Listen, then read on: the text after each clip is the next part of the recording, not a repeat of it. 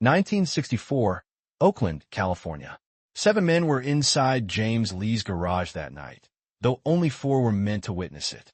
The doors were closed before it began. No cameras, no students, no public acknowledgement afterward. Bruce Lee would later dismiss it in a single sentence. But 2 of the men who stood along the wall would spend years disagreeing about what they saw. One of them wrote in a private note, "It ended faster than expected, but not clean." Another remembered something else entirely. There was a moment, maybe 3 seconds, where I thought Bruce had lost control of it. The challenger left under his own power, but he did not return the next day. Bruce didn't celebrate. He sat down, breathing hard, staring at his hands as if they belonged to someone else. No one spoke for nearly a minute. And whatever happened in those final seconds, Bruce Lee never demonstrated again. By that point, Bruce Lee was known, but not in the way history would later remember him. He was not yet a film figure, not yet protected by reputation. He was a 23-year-old instructor operating out of a modest base, teaching a method that many in the Chinese martial arts community considered unfinished, even dangerous. James Lee's garage, where he taught, did not resemble a traditional school. There were no ancestral tablets, no incense, no formal uniforms lining the walls. Instead, there were improvised training tools, metal weights, striking pads, a wooden dummy modified more for function than tradition. The floor was hard. Mistakes there were felt immediately. One former student, Ed Hart, would later recall, "It didn't feel like a school. It felt like a workshop, like something was being built, not preserved." That distinction was exactly the problem. Bruce had begun openly teaching non-Chinese students, Americans with no cultural or lineage ties. In San Francisco and Oakland, that decision was not just controversial. It was seen as a violation. Certain schools held an unspoken agreement. Knowledge remained within the community, passed carefully, selectively. Bruce ignored that boundary. More than that, he challenged the logic behind it. He questioned forms, calling many of them impractical in real confrontation. He shortened techniques, stripped movements down to direct application. Where others emphasized tradition, he emphasized results. Where others taught sequences, he taught interruption. And he did it publicly. Earlier that year, at the Long Beach International Karate Championships, he had demonstrated techniques that unsettled observers. His 1-inch punch, delivered without visible preparation, left experienced martial artists visibly shaken. But it wasn't the power alone that spread through conversations afterward. It was the implication. If what he was doing worked, then much of what others had spent years mastering might not. That idea moved quickly through private discussions, letters, and quiet meetings. Not outrage, something colder. Concern. Because Bruce was not just demonstrating skill. He was altering expectations. James Lee, older and more established, understood the pressure building around them. He had his own reputation in Oakland. A practical man, less concerned with politics, but fully aware of consequences. Linda Lee would later describe the atmosphere in the weeks leading up to the challenge. There were conversations that stopped when Bruce walked in. People were watching him differently, not curious measuring. Bruce himself did not publicly acknowledge any tension. But those closest to him noticed changes, longer training sessions, more emphasis on conditioning. He began pushing his endurance further, running longer distances, increasing repetition counts. Not dramatically, but deliberately. One student remembered a moment after class. He asked how long a real fight should take. Not theoretically, actually, and when someone said a few minutes, he shook his head. There was something underneath that question. Something unresolved. At the time, Bruce's reputation existed in fragments. Among students, among local fighters, among those who had seen his demonstrations. But it was not yet unified, not yet tested under conditions that others would accept as legitimate. That mattered, because in that environment, reputation alone could not settle disagreement. Only confrontation could, and confrontation, in this case, would not be public. It would not involve officials or structured competition. It would happen privately, in controlled isolation, where outcome could be interpreted, disputed, or buried. But the intent behind it was clear. This was not about curiosity. It was about correction. And for Bruce, whether he admitted it or not, It was the first time his ideas would be forced into a space where theory would not protect him, where speed, efficiency, and belief in his method would meet resistance from someone who did not accept them, not as philosophy, but as fact. By the end of that week, the arrangement had been made. No announcements, no spectators beyond a few selected witnesses, no official record, only an understanding. If Bruce failed, he would stop teaching outsiders. If he didn't, the consequences would be harder to define and harder to contain.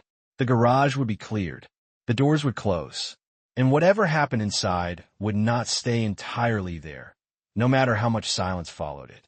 Wong Jack Man arrived in Oakland in 1964 with very little outward presence and a reputation that traveled more quietly than Bruce's. He was in his early 20s, close in age to Bruce, but carried himself differently, less expressive, more contained. Where Bruce's movements drew attention even in stillness, Wong's discipline was less visible, structured inward. Those who had seen him train described a posture that did not shift easily, as if balance had been drilled into him to the point of instinct. He had studied Northern Shaolin, long-range techniques, extended stances, controlled breathing. His background emphasized endurance and positional control rather than speed bursts. He was not known for aggression, but he was known for not breaking under pressure. A man named David Chin, who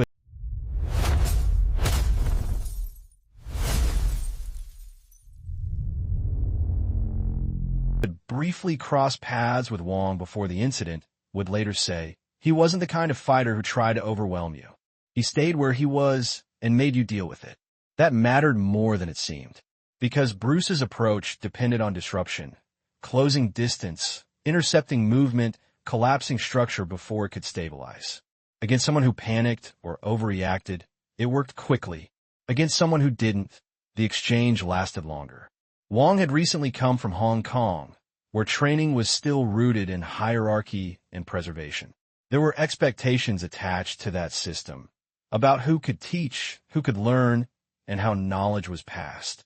Bruce had already violated those expectations publicly. Wong's involvement, according to later accounts, was not entirely self-initiated. There were conversations, quiet, indirect, about whether Bruce should be confronted. Not attacked, not publicly challenged, but tested. Not everyone agreed on how. But Wong accepted the role, not as a representative, at least not in his own words, but as someone willing to stand in that position. Years later, his version would remain measured, almost detached. It was not personal. It was about what should be allowed. That phrasing would be debated, questioned, even dismissed by some who believed the situation had more tension beneath it. But no one who met Wong described him as reckless. He did not posture. He did not advertise the challenge. He did not attempt to draw an audience. And most importantly, he did not underestimate Bruce. One observer, who would later refuse to be named publicly, recalled a brief moment before the meeting was finalized. Wong had been asked directly whether he believed Bruce's methods were effective. His response was simple. If they are, we will know. There was no dismissal in it, no arrogance, only a willingness to find out through contact. Physically, Wong presented a different problem than most of Bruce's students or prior opponents. He was slightly taller, with longer reach, and his stance, rooted and deliberate, made him difficult to move once he set his weight. He was not faster than Bruce, but he did not need to be. His training emphasized surviving the first exchange, not winning it. And that distinction would become critical inside a confined space. Because in a garage, with walls less than a few steps away in any direction, long-range technique changes. Distance collapses faster than expected. Footwork becomes restricted. Angles narrow. For someone like Wong, that environment could be a disadvantage. Or it could become a test of whether structure could hold under compression. For Bruce, it meant something else entirely. It meant there would be no room to disengage cleanly, no space to reset. Every movement would carry consequence immediately, impact, imbalance, or exposure. And against someone who would not rush, would not overcommit, and would not mentally fracture under pressure, speed alone would not end it. That was the part few acknowledged beforehand. Because Bruce's reputation had been built on demonstrations, controlled settings where outcomes could be guided, even if the techniques themselves were real. This would not be guided. Wong was not there to learn. He was there to endure, respond, and if the opportunity presented itself, impose his own control. Not dramatically, not visibly, but effectively. And in that kind of fight, effectiveness does not announce itself. It reveals itself slowly through resistance, through survival, through the moment when the faster man realizes the other has not yielded. By the time Wong entered James Lee's garage that evening, there was no visible hostility, but there was clarity. He understood what Bruce represented, and he understood what would be expected of him if Bruce proved correct. What he did not know was how quickly the situation inside that room would move beyond structure, beyond expectation, into something neither of them had fully trained for. Oakland, 1964, early evening. James Lee's garage had been cleared an hour before either man arrived. The space measured roughly 20 feet across, slightly longer than it was wide, with a low ceiling that trapped heat and sound. The concrete floor was uneven in places, hairline cracks, small patches where oil had soaked in over time. There was no matting. A single overhead bulb provided most of the light. It did not fully reach the corners. Training equipment had been pushed against the walls. Metal weights stacked low, a wooden dummy angled near the far side, its arms wrapped in worn padding. The air carried a mix of dust, iron, and something faintly chemical. This was not a neutral environment. It was a working space, and that mattered because footing would not forgive mistakes. James Lee positioned himself near the side wall, arms folded, not as an official, but as a presence. He was older than both men, experienced enough to recognize when a situation moved beyond control, but not there to interfere unless it crossed an unseen line. Linda Lee stood further back, near the partially closed inner door. She would later say she hadn't intended to watch closely, but once it began, she couldn't look away. Two additional observers remained near the perimeter, one later identified only as T. Kim, the other never publicly named. Both kept distance, backs near the wall, leaving the center space clear. No one spoke unnecessarily. There was no formal announcement of rules. That absence would later become one of the most disputed elements of the encounter. Some accounts insist there was an understanding. No eye gouging, no biting, basic restraints, nothing more. Others maintain it was unrestricted, a direct test without limitation. What is consistent across all versions is this. There was no referee, no agreed signal to stop, no external authority to separate them once contact began. The responsibility for control rested entirely on the two men involved, and that kind of arrangement changes behavior, because restraint becomes a personal decision, not an enforced boundary. Bruce arrived first. He moved through the space briefly, not pacing but measuring, 2 steps forward, slight shift to the left, a glance at the floor near the center. His hands opened and closed once, fingers flexing, then settled at his sides. He was not outwardly tense, but he was not relaxed. A witness would later describe it as, he looked like he was already inside the fight before it started. Wong entered shortly after. His posture remained upright, controlled. He did not scan the room the way Bruce had. Instead, he stepped into the open space and stopped, maintaining distance, approximately 8 feet between them. He did not remove his shoes immediately. That detail would later be mentioned by one observer as unusual, though its significance remains unclear. When he did step forward fully, his stance set without adjustment, feet placed deliberately, weight distributed evenly. No gestures were exchanged. No bow.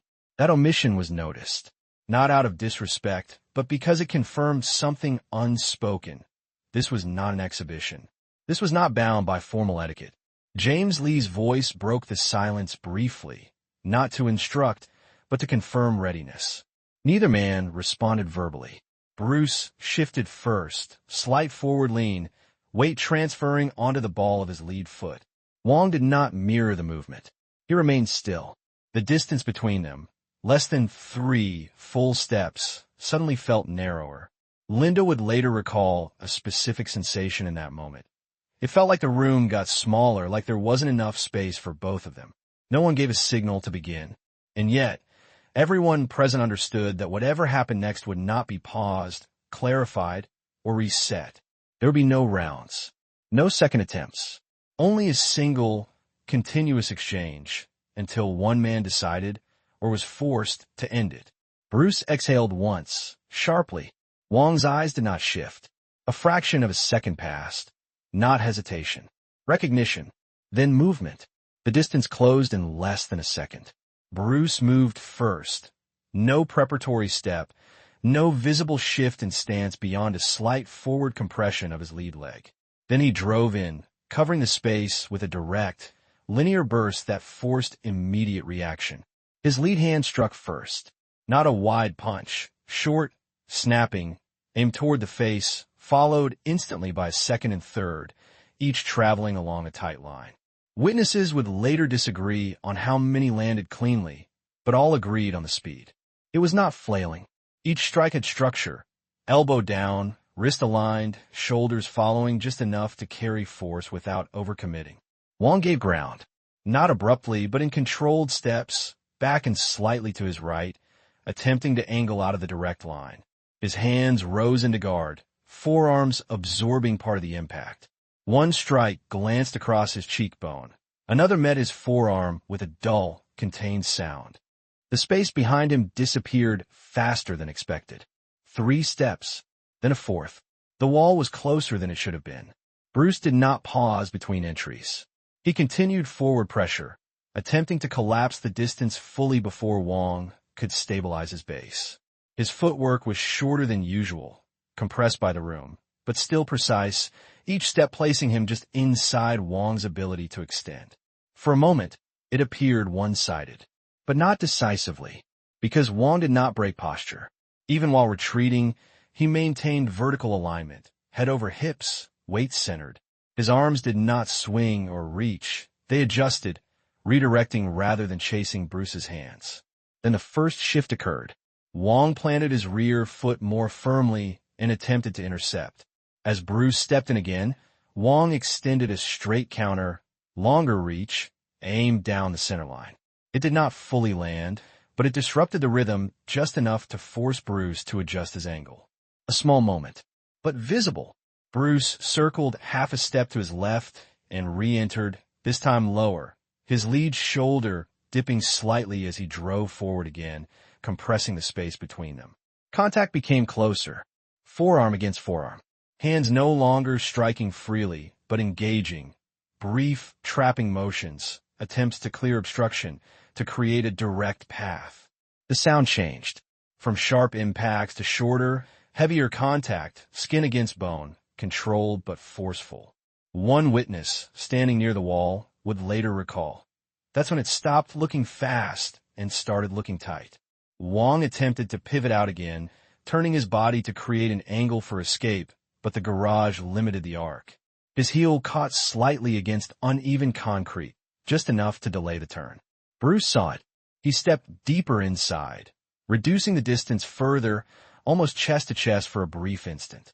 His right hand drove forward again, short, direct, forcing Wong to raise both arms to protect his center. At that range, reach mattered less.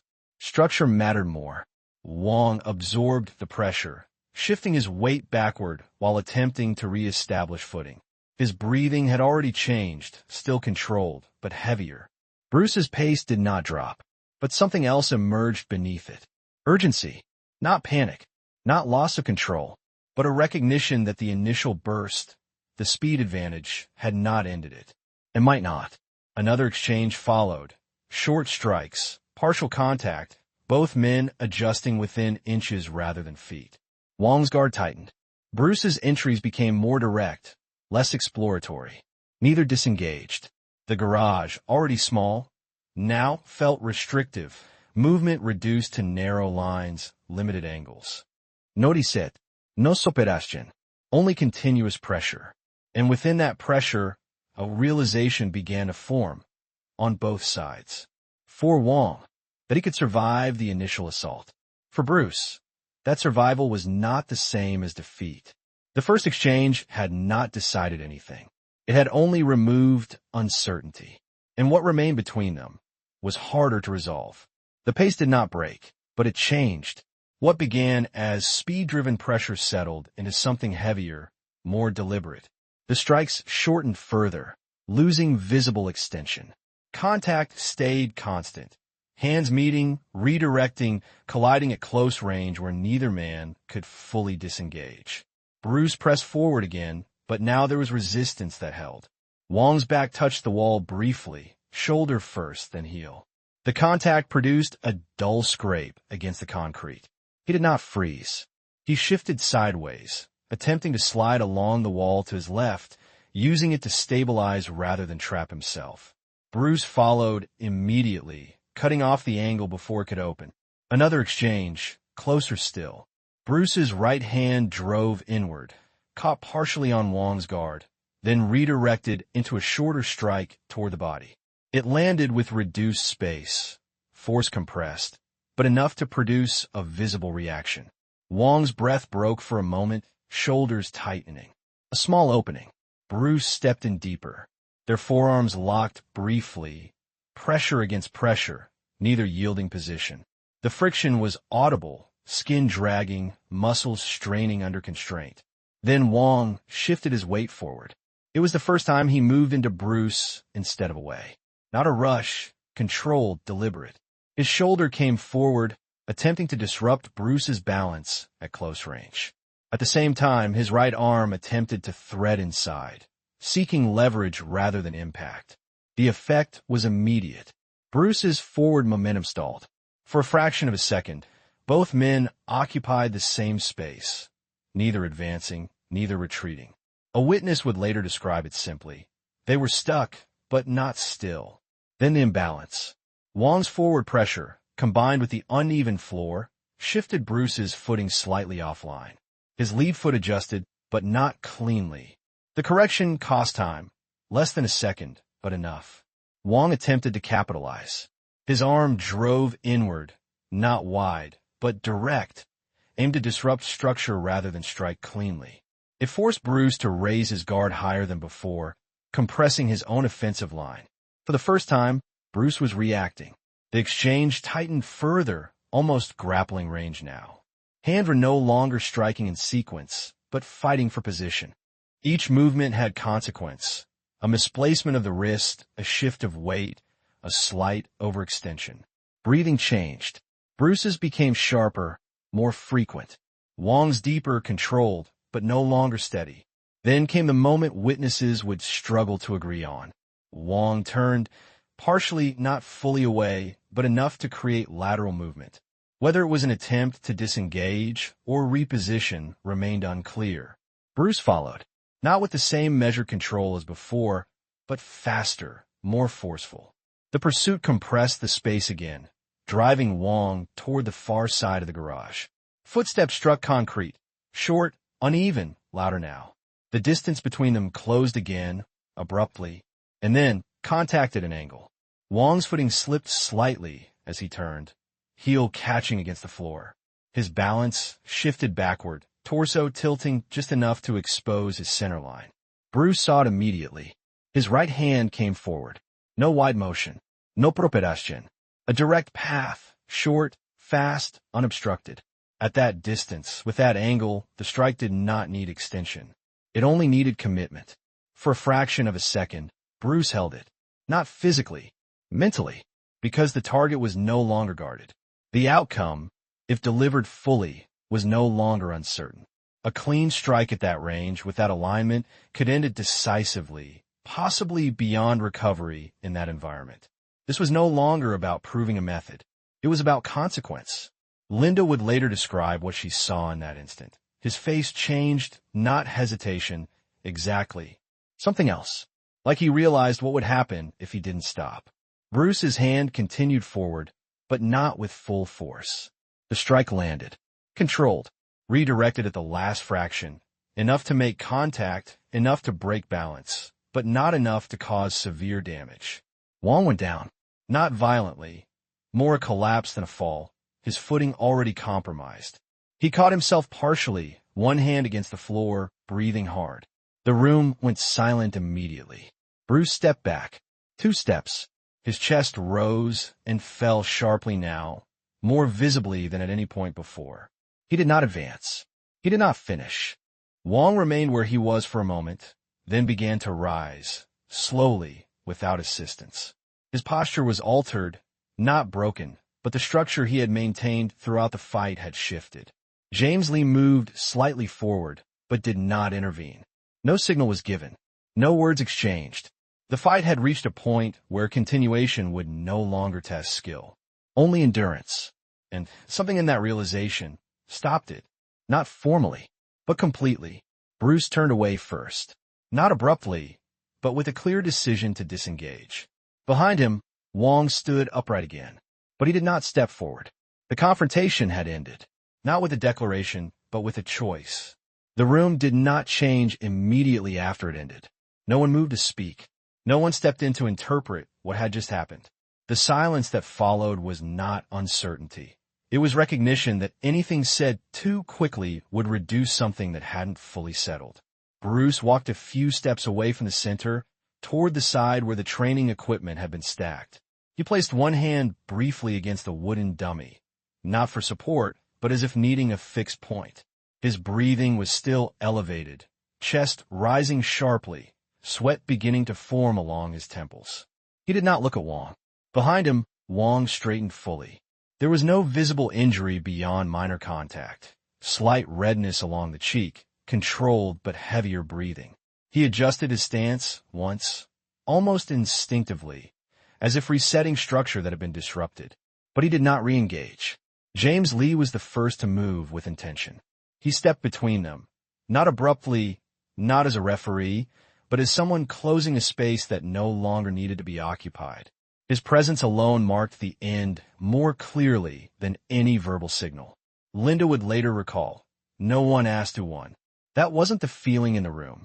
Wong gathered himself without urgency. There was no visible frustration, no outward sign of protest. If there was disagreement, it remained internal. He glanced once toward Bruce, not long enough to read expression, only enough to acknowledge position. Then he stepped back, toward the door. No handshake, no formal closure, only distance. One of the unnamed witnesses would later write. He left the same way he came in, controlled, but not unchanged. The door closed behind him with a muted sound that seemed louder than it should have been. Inside the garage, the air felt heavier. Bruce remained where he was for several seconds after Wong's departure. Then he exhaled sharply and sat down on a low bench near the wall. His posture dropped, not dramatically, but enough to show fatigue that hadn't been visible during the exchange. His hands rested on his thighs, fingers slightly curled. He looked at them briefly, not with satisfaction, with evaluation. James approached, but did not speak immediately. When he did, it was quiet, too low for others to hear clearly. Bruce responded with a short nod, then shook his head once. Later, James would summarize it in a single sentence. He wasn't happy with how long it took. That detail would become more significant than the outcome itself. Because in the days that followed, Bruce did not talk about the encounter publicly. When asked, he minimized it, describing it as a simple challenge, nothing worth attention. But privately, his training shifted. The changes were not philosophical. They were physical. He increased his road work, extending distance and pace. His striking drills became more repetitive, more focused on speed under fatigue. He began refining entry techniques, reducing wasted motion even further. Most notably, he adjusted his expectations of time. Where others might consider a prolonged exchange acceptable, Bruce began working towards something else entirely, ending conflict before resistance could stabilize. One student noticed a shift during a session weeks later. He stopped letting anything continue. If you were still standing after a few seconds, he treated that as a failure. The fight had not weakened his confidence. It had narrowed it, focused it into something less tolerant of delay. As for Wong, his version of events would surface later, differing in key details, particularly regarding whether he had attempted to disengage and whether the fight had been stopped prematurely. Those discrepancies would fuel debate for years. But among those who were physically present in that garage, The arguments mattered less than the shared observation. It had not been easy. It had not been clean. And it had forced both men into a space where skill alone did not decide everything. Fatigue played a role. Position played a role. Choice played a role. Bruce never recreated that exact situation again. Not in demonstration, not in training. Whatever line he approached in those final seconds, he did not show it twice. Years later, when his methods had evolved and his name had spread far beyond Oakland, the story remained incomplete. Fragments, contradictions, partial testimonies. But one detail held across all versions. He walked away from that fight with less interest in proving he could win, and more urgency in ensuring he would never need that long again. The result was not a cleaner style. It was a harsher one, more efficient, less forgiving, because in that garage, for a brief and controlled moment, he had seen exactly how much damage was available to him, and understood that control was not the absence of violence. It was the decision to stop just short of it. The strongest man in that room was not the one who ended the fight. It was the one who recognized, in time, what ending it completely would have meant, and chose not to.